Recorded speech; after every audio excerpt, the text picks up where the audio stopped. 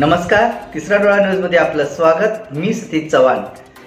पाहूयाच्या काही ठळक घडामोडी। सांगली जिल्हा परिषदेच्या सर्वसाधारण सभेत शिक्षण विभागातील गैरकारभारावर आवाज उठवणाऱ्या सदस्य सुनील पवार यांना तत्कालीन शिक्षणाधिकाऱ्यांनी 2 कोटींची मानहानीची नोटीस बजावली आहे। या प्रकारामुळे जिल्हा परिषद पदाधिकारी सदस्यांनी संताप व्यक्त केला। आज उपाध्यक्ष तथा शिक्षण आरोग्य सभापती ऋषिकेश लाड, बांधकाम सभापती पृथ्वीराज पाटील, समाज कल्याण सभापती दादासाहेब कोळेकर, उमेश मोरे, सदस्य सुनील पवार, अमित पाटील, संजय बनसोडे, राष्ट्रवादी पार्टीचे गटनेते विजय धेंडे, विरोधी पक्षनेते आशिष जाधव यांच्या उपस्थितीत उपाध्यक्ष दालनात बैठक पार पडली। यामध्ये सर्वसाधारण सभेत मतदारसंघातील प्रश्न मांडण्याचा अधिकार सर्व सदस्यांना आहे। असे असताना तत्कालीन शिक्षणाधिकाऱ्यांनी आक्षेपोटी मानहानीची नोटीस बजावली आहे।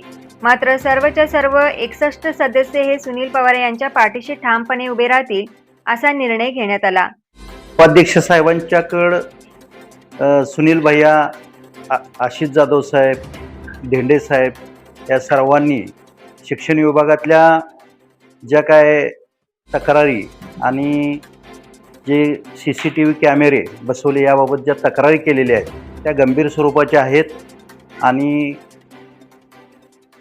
सन्माननीय शिक्षणाधिकारी आता ते माध्यमिककडे त्यांची बदली झालेली आहे, पण त्यांच्या कार्यकालात ज्या काही तक्रारी होत्या त्या जीबीमध्ये त्या अनुषंगानं मांडल्या। त्याचा जर आकस ठेवून जर त्यांना मानहानीची नोटीस दिली असेल 2 कोटी रुपयाची, तर आपले या जिल्हा परिषदेच्या सभागृहात कोणी ठराव मांडायचे का नाहीत या संदर्भात सुद्धा आम्ही सर्वजण बसून माननीय CO साहेबांशी पण चर्चा करू आणि आम्ही सर्वजण 61च्या 61 जिल्हा परिषद सदस्य या गोष्टीत सुनील भैयांच्या पाठीशी ठामपणे उभा राहायचा मानस आम्ही व्यक्त करतो।